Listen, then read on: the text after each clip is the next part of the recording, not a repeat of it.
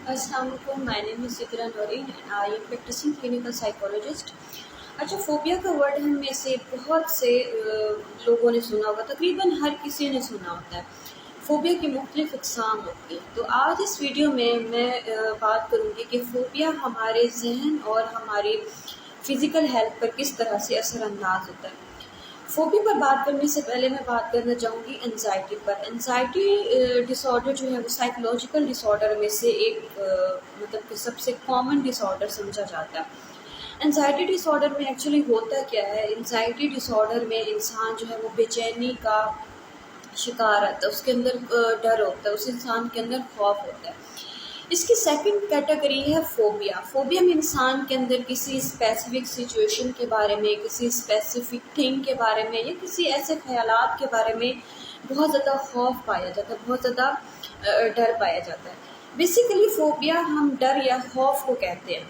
अब फ़ोबिया में जिस इंसान में पाया जाता है, उस इंसान के अंदर बार-बार उस चीज़ के ख़यालात आते रहते हैं और उन ख़यालात को लेके उसके अंदर बहुत ज़्यादा डर बैठ जाता है, बहुत ज़्यादा खौफ आ जाता है। फ़ोबिया के हमारे यहाँ जो मुख्तलिफ़ किस्में पाई जाती हैं, जो सबसे ज़्यादा कॉमन है वो है जानवरों का डर।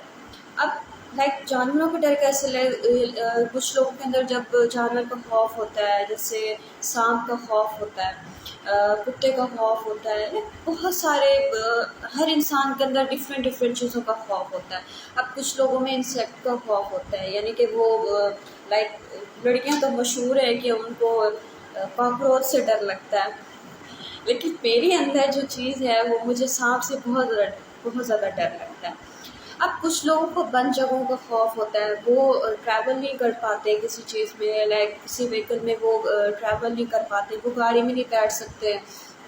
कुछ लोगों में जो है वो ऊंचाई का खौफ होता है, कुछ लोगों में पानी का खौफ होता है। वो समंदर से अगर गुजर रहे होंगे या किसी दरिया के किनारे से गुजर रहे होंगे तो उनके अंदर वो शिवरिंग स्टार्ट हो जाती है, उनके अंदर वो खौफ बैठ जाता है। अब कुछ लोगों के अंदर सोशल फ़ोबिया होता है। सोशल फ़ोबिया कैसे कि वो किसी गैदरिंग में नहीं जा सकते, अगर किसी पार्टी में उनको जाना है, किसी मीटिंग में उनको जाना है, तो उस चीज़ को लेके, उस इवेंट को लेके उसके अंदर बहुत ज़्यादा डर पैदा होना शुरू हो जाता है। तो उनके अंदर डर की जो शिद्दत होती है वो बहुत ज़्यादा होती है, अब जिसकी वजह से उनके अंदर बेचैनी और इस तरह भी वाली जो सिचुएशन है वो होना शुरू हो जाती है। फ़ोबिया की वजह से सबसे पहली चीज़ जो आपको मुतासिर करती है वो है आपका कॉन्फिडेंस लेवल। कॉन्फिडेंस लेवल इस तरह से कि डर की शिद्दत इतनी ज़्यादा होती है कि जो आपका सेल्फ़ कॉन्फिडेंस होता है उसे आप खो देते हैं।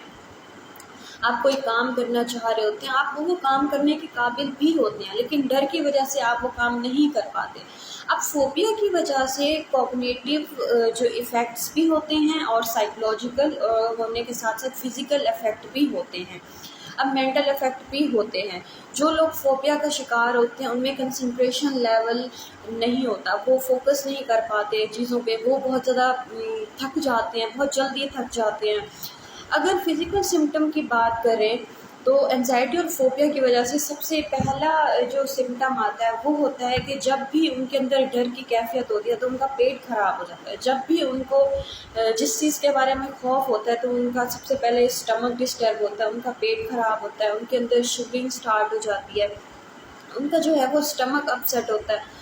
अब दूसरा सिम्पटम जो डायग्नोस किया जाता है वो है शिवरिंग का। उनके अंदर कपकपी होना शुरू हो जाती है, उनको स्वेटिंग स्टार्ट हो जाती है, उनको पसीना आना शुरू हो जाता है, उनकी हार्ट बीट फास्ट हो जाती है और उनको सांस लेने में जो है वो बहुत ज़्यादा दुश्वारी हो रही होती है। अब अक्सर ये शिद्दत ज़्यादा हो जाए तो फ़ोबिया के दरमियान में इंसान को पैनिक अटैक्स आ जाता है। अब पैनिक अटैक जब आता है तो उसकी मोस्ट ऑफ द टाइम ऐसे पेशेंट को हॉस्पिटल ले जाना पड़ता है। तो फ़ोबिया को भी सीरियस कंसीडर किया जाए तो अगर आपके दिल में किसी ख़ास किस्म का कोई खौफ आता है, कोई डर आता है, तो कोशिश करें कि आप किसी से उसको डिस्कस करें, उसको अपने तक महदूद ना रखें, उसको किसी अपने करीबी रिश्तेदार से, किसी अपने दोस्त से या अपने रिलेटिव या अपनी मदर से, पेरेंट्स से, व्हाटएवर जिससे भी आप बहुत ज़्यादा क्लोज़ हैं उससे आप इस चीज़ को डिस्कस करें اور آپ کسی پروفیشنل جو ہے وہ بندے سے ہیلپ لیں، پروفیشنل ہیلپ لیں، آپ اس کو کسی ڈاکٹر سے ڈسکس کریں، آپ کسی سائیکالوجسٹ سے اس کو جو ہے وہ ڈسکس کریں، اور کسی سائیکالوجسٹ کی ہیلپ لیں، یا آپ ان کی رہنمائی لے سکتے ہیں۔ اس سے یہ ہوگا کہ آپ ود آؤٹ میڈیکیشن آپ اس چیز کو بہتر کر سکتے ہیں۔ آپ کے اندر جس چیز کا خوف ہے، آپ کے اندر جس چیز کا ڈر ہے، اس کو آپ بہتر کر سکتے ہیں۔ Thank you so much.